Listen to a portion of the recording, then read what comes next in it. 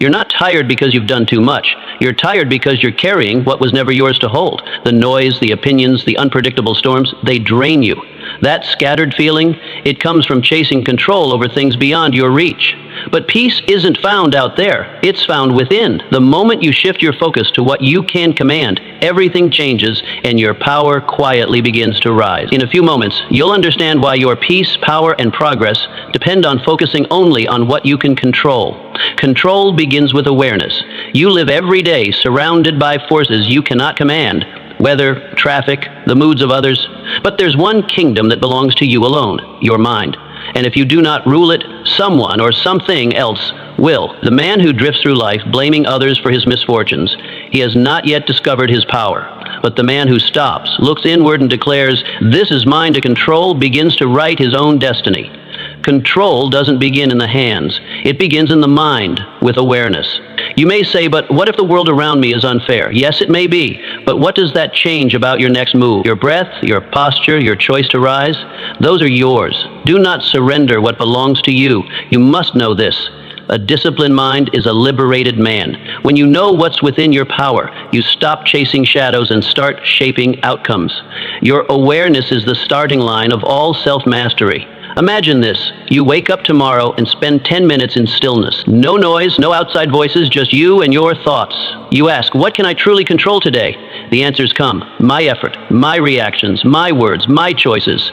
And just like that, your compass sharpens. So ask yourself, have you been living by reaction or direction? Are you being moved like a leaf in the wind, or have you planted yourself like an oak in the earth? A man who knows what he controls walks differently. He speaks with calm certainty. He works without distraction, because his power doesn't come from chance, it comes from conscious command. You must become that man. You own your attitude.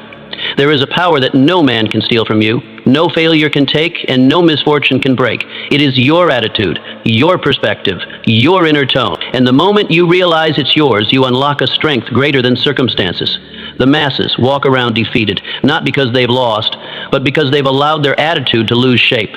They wait for things to change so they can feel better. But the wise man, he chooses to feel better so things begin to change. You might say, but how can I control my attitude when I feel overwhelmed? And I ask you, when has overwhelm ever solved itself? Your attitude is the bridge between where you are and where you wish to go. Burn that bridge with negativity and you stand stranded. To control your attitude, begin each day with a declaration. Today I respond with purpose. I greet challenge with poise. I protect my peace. This is not empty talk. It is a contract with yourself. And like any agreement, it must be honored with action. Let's say you walk into a room and others are complaining, bitter, hopeless. Do you join them or lift the tone? Your attitude is contagious. And if you wield it with intention, you become the thermostat, not the thermometer. So ask yourself, have you been adjusting to the world or adjusting the world around you? Every man faces adversity, but not every man walks through it with dignity. That difference lies in the choice of attitude. Carry yours like armor. Master your morning, command your day. Every day, the world begins again, and the way you step into it decides everything. The man who controls his morning doesn't need to chase success, it begins to chase him. But what do most do? They rise late, they wander into the day with no command, no clarity, no center. They hand their power to chance and wonder why the day defeats them. You, however, must be different. When the sun is low and the world is quiet, you have the greatest opportunity to shape your spirit. In those early hours, you decide what kind of man walks into the world, a drifter or a force. Start simple, rise with discipline, sit with silence, think with direction, speak to yourself with strength. These small victories are not small at all. They are the bricks that build an unshakable mind. Picture this. You rise while the world sleeps. You stretch. You think, you write your goals, you prepare your clothes, you review your commitments. You do not race, you align. And when the day begins, you are not surprised, you are prepared. Now ask yourself, how often have you handed your day to chance? What if you reclaimed the first hour as your own? What would shift in your confidence, your pace, your presence? The men who command great fortunes often began by commanding their mornings. The man who wins is not necessarily the fastest, but the one who prepares with the most consistency. The morning is your throne. Sit on it with intention. Respond, don't react. It is not what happens to you, but how you answer it that defines the outcome. And most men live on strings, pulled by every external event, every comment, every delay. That is not control. That is captivity. There's a difference between reaction and response. Reaction is fast, emotional, often regretted. Response is deliberate, calm, controlled. The man who reacts is ruled. The man who responds is the ruler. You may say, but sometimes I can't help it, and that is where you must grow. You can help it, but only if you train your mind before the storm arrives. Emotional discipline is not born in the moment. It is forged in the morning, sharpened by stillness and tempered by reflection. You are not a puppet. You are not a leaf in the wind. You are a thinking, choosing being. And every moment you pause and ask, is this worthy of my energy? You regain your power. Imagine, you're insulted. A man speaks harshly, your pride flares, but instead of striking back, you smile, you measure, you respond with wisdom. Who then is in control? You are. And you win, not by overpowering, but by mastering yourself. So ask, do you lead your emotions or follow them? Do you give power to every irritation or choose where your attention goes? To respond instead of react is to rise above the noise. It is to carry yourself like a man of thought, not impulse. And in that space between stimulus and response, there lies your greatness. Focus on effort, not outcome. Every man wants results, wealth to command freedom, achievement to stand tall, recognition to be seen and remembered. But what most men chase is the fruit, forgetting that fruit does not grow without roots. The applause, the riches, the victories, they are all outcomes. The real work lies beneath the surface, hidden from sight, where effort is planted and watered day by day, season after season. You do not control the fruit. You control the soil, the seed, the hand that works the ground. Many abandon their dreams too early, mistaking silence for failure and delay for denial. They look for instant proof that their work matters, and when the proof doesn't come quickly, they panic. They quit, but they forget. You cannot force a tree to bloom on your schedule. You cannot bully nature, but you can show up daily to tend to the process. You can till the ground again and again, knowing that your power lies not in the harvest, but in your commitment to plant. And then you ask, but what if I fail? But failure is not defined by results. Failure is defined by your response to resistance. If you gave all that you had, your focus, your energy, your consistency, then you did not fail. You endured the drought. You weathered the storm. Perhaps what you call failure is just success still under construction. That's why you must fall in love with effort, not as a means to an end, but as a way of life. Discipline must be built around the doing, not the reward. The man who trains when no one watches, the writer who writes though unread, the craftsman who perfects his trade in silence.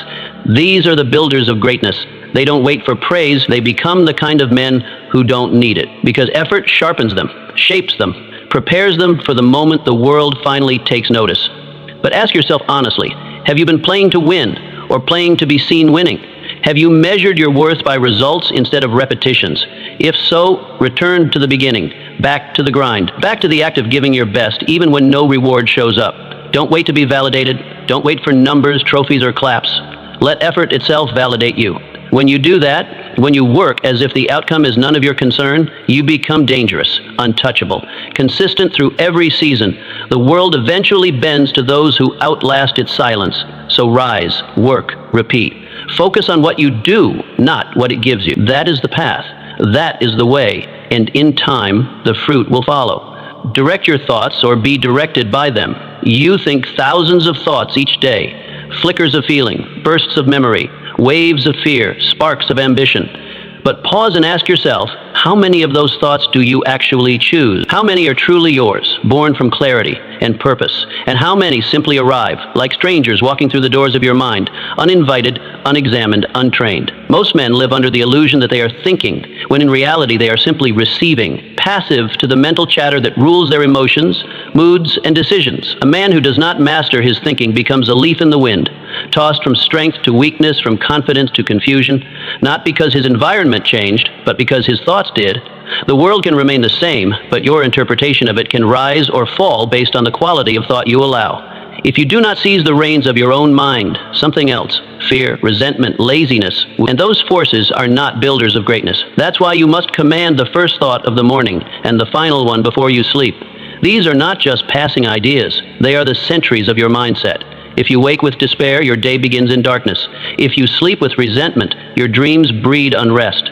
Guard these thresholds. Plant strength in the morning. Sow peace at night. But what if I can't control what I think, you ask? The truth is, you may not stop every thought from arriving, but you can choose which ones to entertain. You can train your inner world like a warrior trains with his blade. Study wisdom. Meditate in silence. Reflect, write, read. Speak powerfully to yourself. Reject the thought that weakens you, because your thoughts are the lens through which you interpret everything. If the lens is cracked, every opportunity looks like a threat, every blessing like a burden. But if the lens is clean, focused, and trained on truth, then even pain becomes a teacher. Even pressure becomes a platform.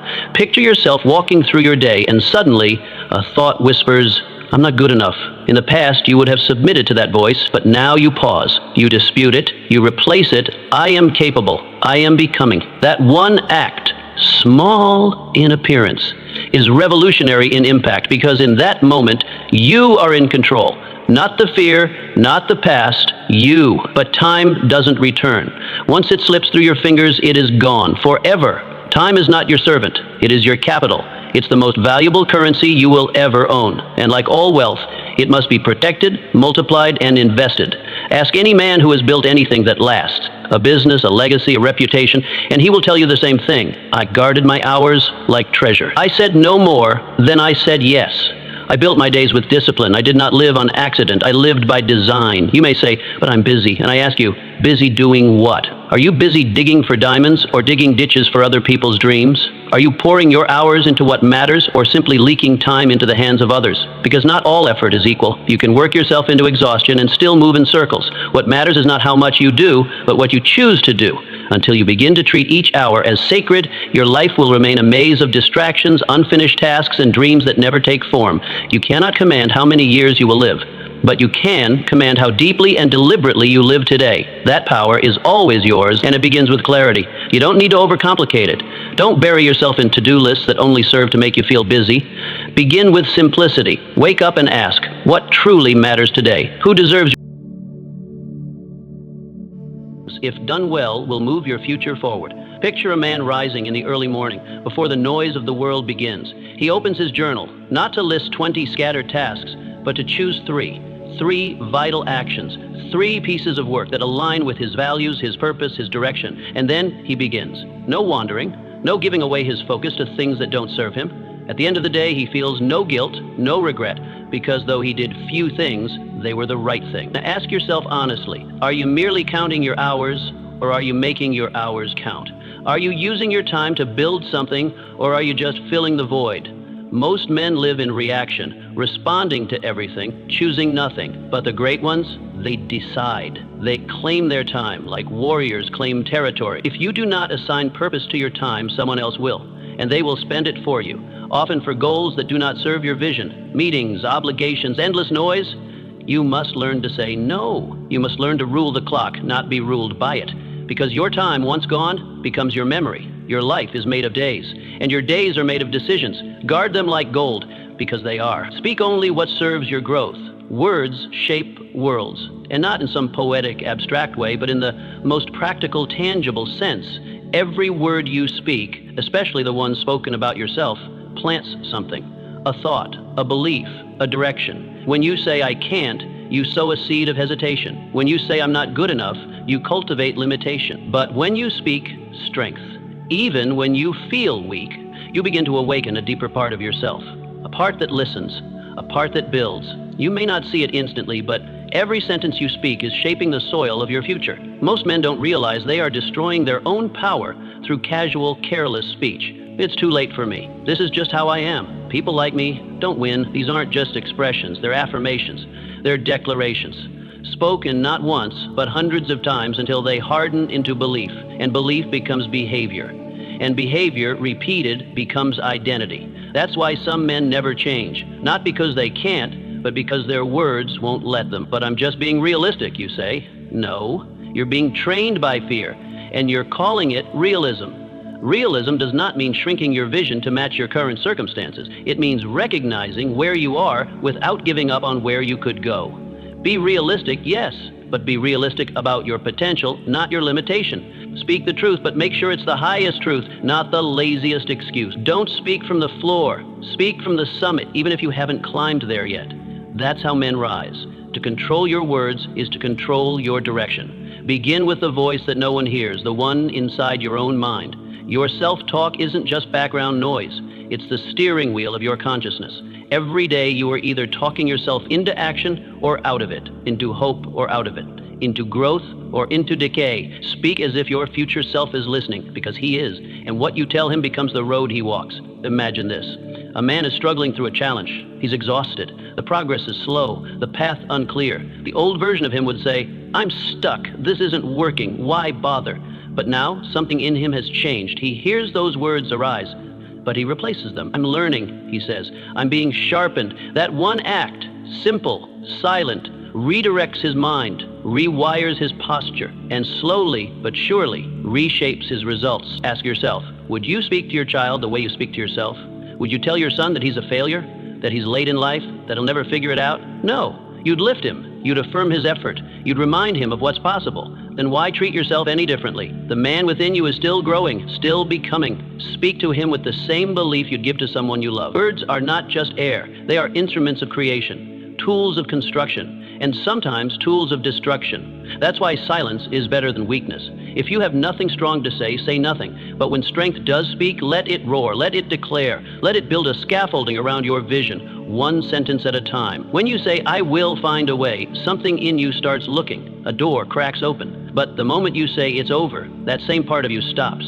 That's the power of the tongue. It is a builder or a barrier. So guard it. Speak only what builds. Speak only what strengthens. Speak only what serves your highest self, not your lowest mood. Declare your direction out loud daily. I will become who I was born to be. I am rising. This moment is shaping me. These are not empty words. They are codes your subconscious obeys. Your tongue holds the weight of your future, and in every hour you get to decide. Will you use it to tear down or to build? Make your words your allies. Make them your weapons, and use them wisely. Because your life and the world around you is listening. Choose your circle with intention. No man rises alone. Behind every triumph is a voice that encouraged, a hand that steadied, a presence that believed, and behind every quiet failure is often a chorus of doubt, a circle of smallness, a network that drained instead of built. You must understand this deeply. The people around you are never neutral. They are either sharpening your edge or dulling your drive. They are either feeding your fire or dampening your flame. This truth is not optional. It is foundational. If your inner world is built by thought, then your outer world is shaped by those you allow into it. Surround yourself with complainers, and you will find complaint slipping into your own speech. Walk daily with the small-minded, and slowly you'll begin folding your ambition to match their comfort. It won't happen all at once. It will happen subtly. A joke here, a discouraging word there, the casual talk that normalizes mediocrity, the quiet pressure to stay small so others won't feel uncomfortable. That is why you must choose your circle with the same intensity that you choose your thoughts. If a man can ruin his life with the wrong mindset, he can also ruin it with the wrong company. You cannot always control who is in your home, your office, your neighborhood, but you can absolutely control who shapes your mindset, who earns your trust, who shares your space of vulnerability and vision. You may ask, but what if I'm surrounded by negativity? And I say, it's time to build boundaries. Being around negative people does not mean you must absorb their mindset. You don't have to absorb what you hear. You don't have to participate in what poisons. Every man owes the world kindness, but you owe your future more than just kindness. You owe it protection. Protect your energy. Protect your vision. Be polite, but be precise. Engage without entangling. Listen without surrendering. And beyond protection, there is a deeper task. Build a better circle. Find those who think boldly, who speak with purpose, who challenge you to stretch your limits. Those rare souls who don't mock growth, but mirror it. The ones who, when you say a goal, don't flinch, but lean in. These are not just friends. They are amplifiers. They multiply your mission even when you're silent. They see your next level even when you're stuck at the current one. Imagine this. Once a week, you sit with two men. No gossip, no empty noise, just three minds locked in on growth. You speak your goals out loud. You hold one another accountable. You dissect your progress, your habits, your vision, and then you part ways. Sharper, bolder. Over time, this becomes a rhythm. And in that rhythm, something shifts. You think clearer. You act faster. You no longer fear the big idea because you are no longer alone in it. That is the power of alignment. That is the force of iron sharpening iron. So pause and ask yourself, who in your life sharpens you? Who lifts your thinking, your standards, your speech? Who do you become when you're around them? And just as importantly, who do you become when you leave? These are not small questions. These are the questions that define your trajectory. Loyalty is a noble thing. But when loyalty turns into self-betrayal, it becomes a trap. There is no honor in staying loyal to people who stunt your growth, who laugh at your dreams, who do not want to see you rise unless they rise first. You were not born to carry dead weight. You were born to build, and to build, you need hands that help. The right circle isn't always the loudest in the room. They aren't the ones seeking attention or applause, but they are the strongest. They move in truth. They speak with clarity. They see through fear. And if you cannot find such a circle, build it. Be the man who sets the tone, who gathers others not around entertainment, but around elevation. One man with a vision can lift a room, but a table full of visionaries, they can change the world. Choose your circle the way a king chooses his counsel, not by comfort, but by alignment. Your life will reflect the quality of the minds you keep around you, so choose wisely. Your future depends on it. Let go of what you can't control. The man who tries to control everything ends up controlling nothing. He clings to outcomes, monitors the moods of others, obsesses over how things should go, and lives in a state of mental siege. Every deviation from his plan feels like betrayal. Every delay feels like defeat. And every moment he cannot control becomes a threat to his sense of identity. He wants certainty in a world made of wind. He wants guarantees in a life built on motion, and so he tightens his grip, thinking it will keep things from falling apart. But the opposite happens. He falls apart instead.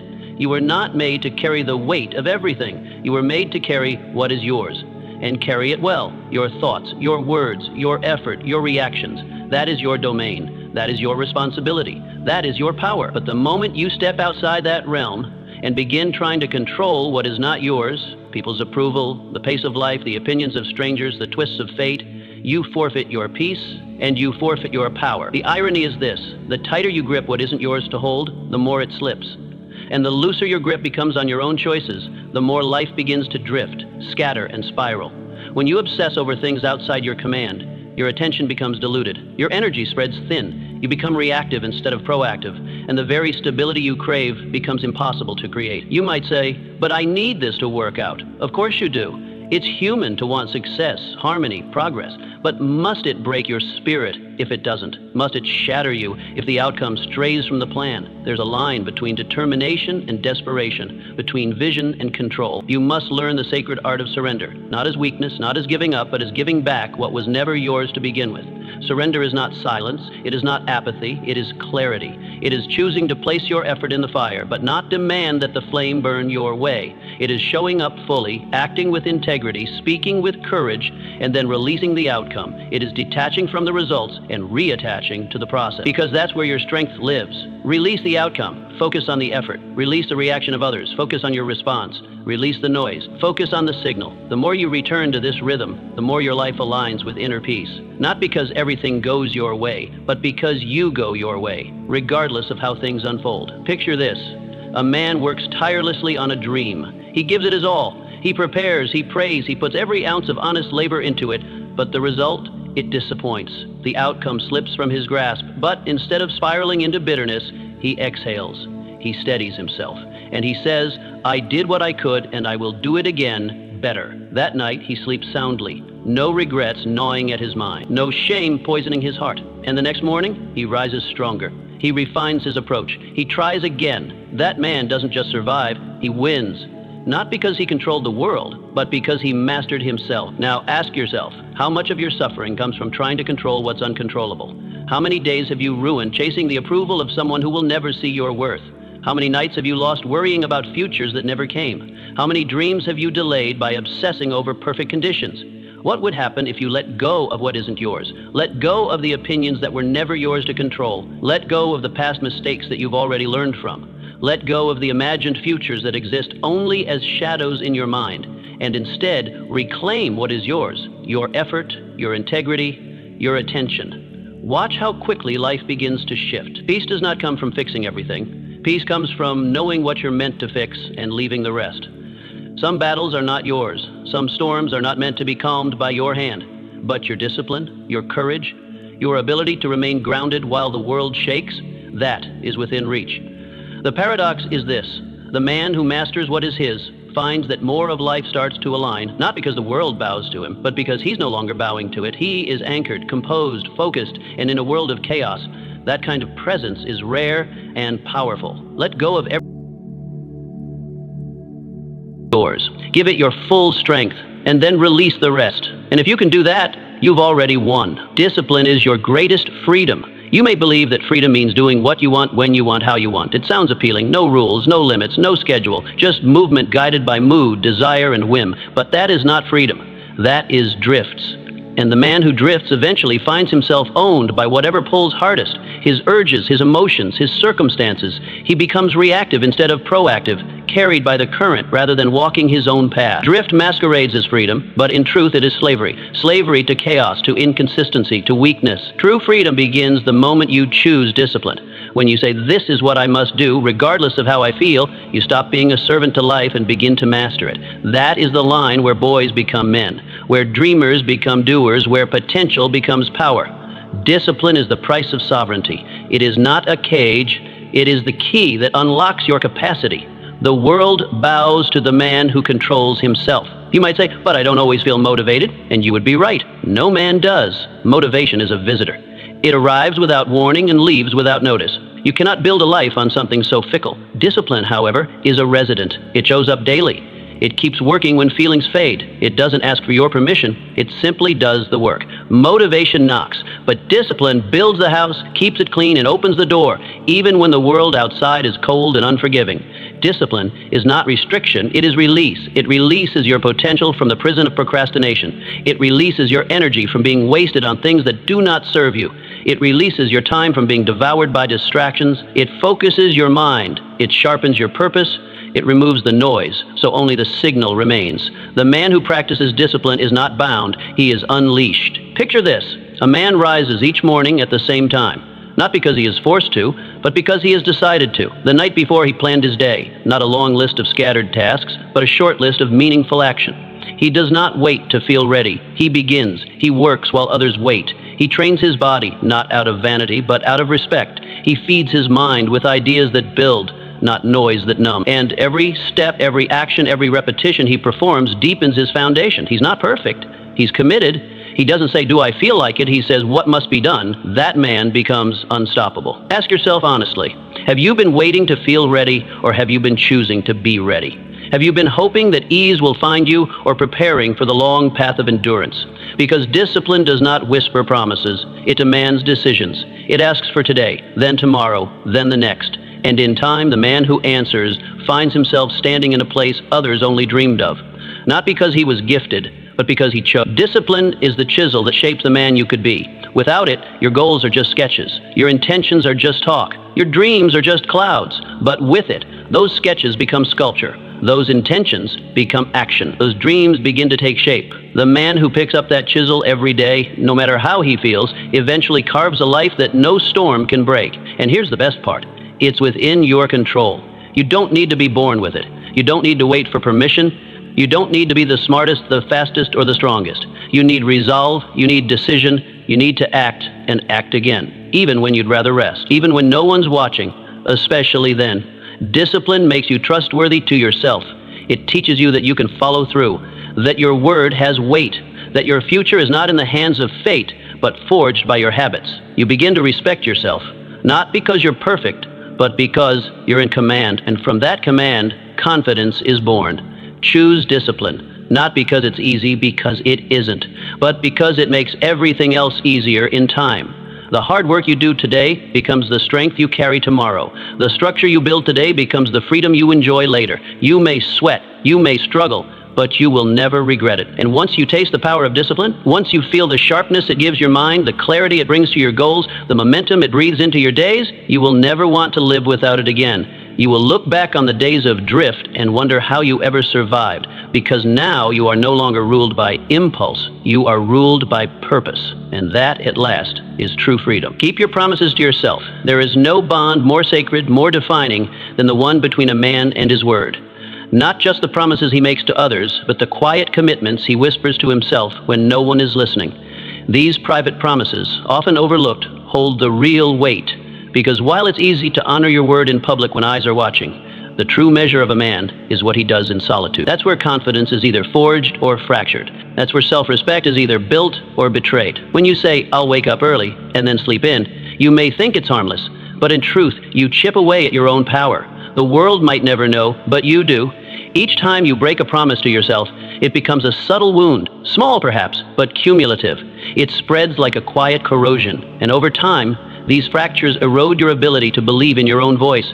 Confidence doesn't come from compliment. It doesn't come from external validation. It comes from one thing, keeping your word to yourself. When you say, I'll do it, and then you do, something powerful happens. You start to trust yourself. And when a man trusts himself, he becomes unstoppable. He no longer hesitates. He no longer needs motivation.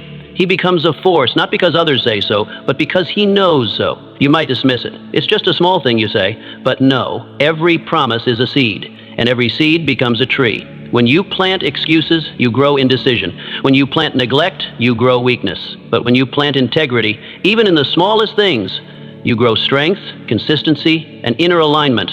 And that harvest changes everything. Picture this. You make a simple vow to walk every day. It's not grand. It's not complicated.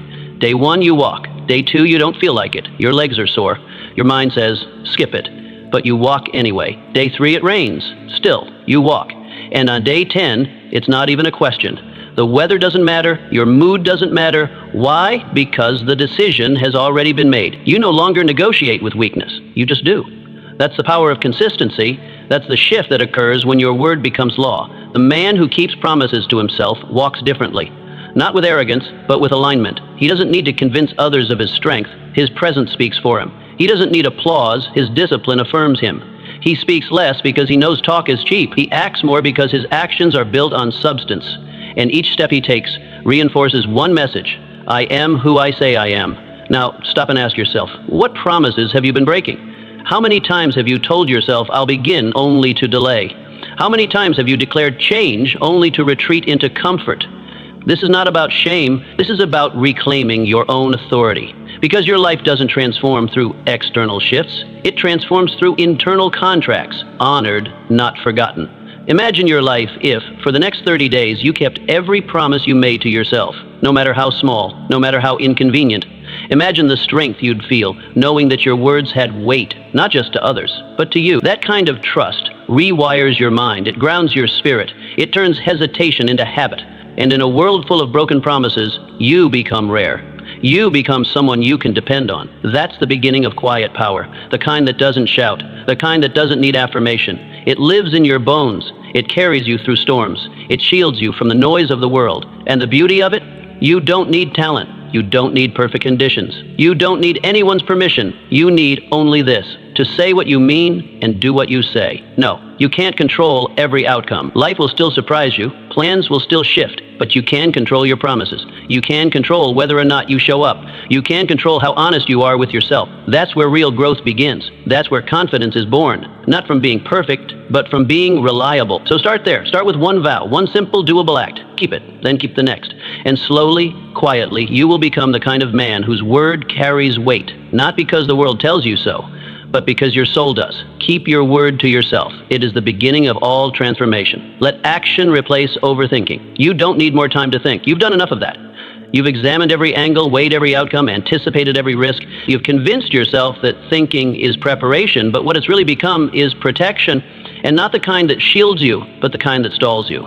Because beyond a certain point, thinking becomes hiding. You wrap your fear in logic. You dress up hesitation in analysis. And you convince yourself that you're being wise, when in truth, you're just delaying the inevitable. You're waiting for a moment that will never arrive, complete certainty. But greatness does not live in certainty. It lives in motion. And you cannot think your way into excellence. You must act your way there, boldly, imperfectly, repeatedly. That is the path. You might say, but I'm not sure what the right step is. Of course you're not. No man is.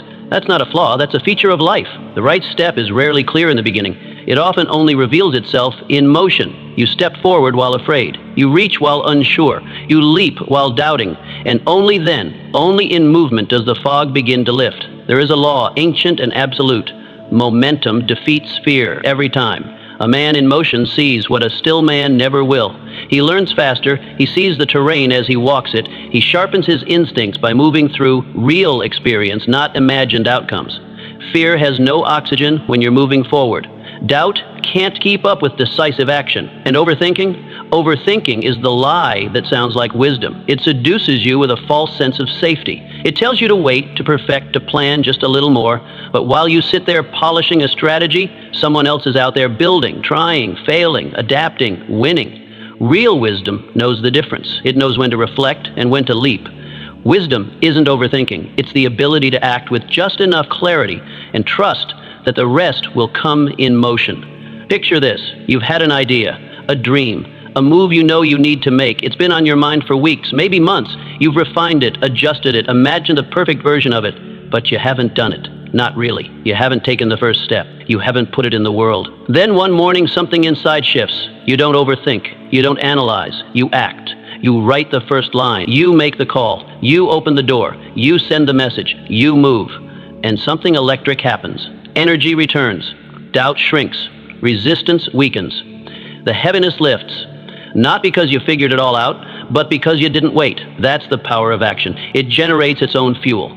It opens doors that planning never could. It invites momentum, and momentum is what turns effort into elevation. So ask yourself now, how much of your life have you spent getting ready? How many moments have you delayed in the name of someday? How many dreams have you quietly buried beneath the phrase, I just need to think it through? Be honest, that illusion of readiness, it has cost you time, energy, and growth. And the antidote? Action. Any action. Action humbles you. It brings you face to face with real feedback. It burns away fantasy and replaces it with form. You don't become great by knowing. You become great by doing. Action tests you. It pushes you. It makes you gritty. And most of all, it proves to the world and to yourself that you are not just another dreamer. You are a doer.